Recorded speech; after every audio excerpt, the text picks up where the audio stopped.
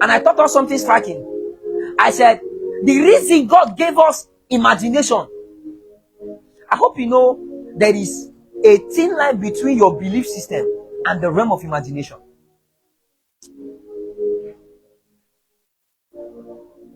Now, let me calm down a bit. Is anything impossible in your imagination? Is anything impossible in your imagination? If I tell you now to imagine yourself in Dubai, won't you imagine yourself? All you need to know is to see a picture of Dubai. Once you see a picture of Dubai, you know how to put yourself there in the imagination. Now, if I ask you the tower in Paris to see yourself on top there, won't you see yourself on top there? But if they carry you there to climb there in real life, will you climb? No. Everything is possible in imagination. Those of you that play games a lot, you can imagine that you will just carry gun and do a lot of things in real life. But if they give you gun in real life, you will be hiding and be, because you know in real life there is no revival. If you go, you are gone. Nobody is scanning your doctor. There is no revival. Once they knock you down, no teammate is coming to you are gone. So all those movements and jumping up and down, you will never do it in real life. You will hide back of door till the fight finish. But if I tell you, imagine yourself in a war front now, you will do things that even the greatest warrior on earth has not done. You know, when we're small, growing up, we can talk. If you come on, Sahata. If you did this paper gun very well, you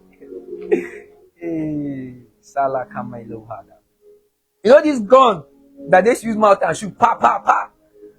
You know those guns they use mouth and shoot. Have they dodged the bullet for you before? You know, growing up, we'll construct all kinds of guns, all kinds of weapons, and then we'll get to where people are. And when we get to where people are, we will now face the gun to them and we'll be shouting pa pa pa pa pa pa pa. What will happen? The person you are shouting pa pa pa will stand one place and will start bending his shoulder, and will tell you, I dodge. You are dodging what? You are dodging bullets. But meanwhile, when you bring something that releases a weapon, you know, when we were growing up, they started advancing those guns. There's not the one that if they shoot you, cover of barrel will come out and sincerely hit you in a place that you will feel it. To avoid, I dodge. But meanwhile, you can actually dodge because it is in your imagination.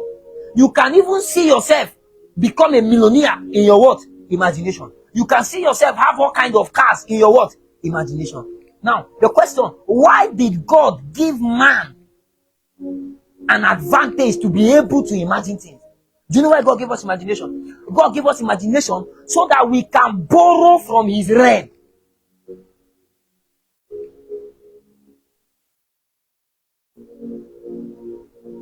God gave us imagination so that we can visit where he dwells.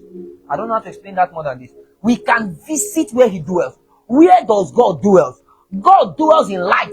In him, there is no impossibility. Meaning, God lives in a realm where everything is possible. Meanwhile, man can only imagine that everything is what? Possible. So God gave us imagination so we can visit where he lives.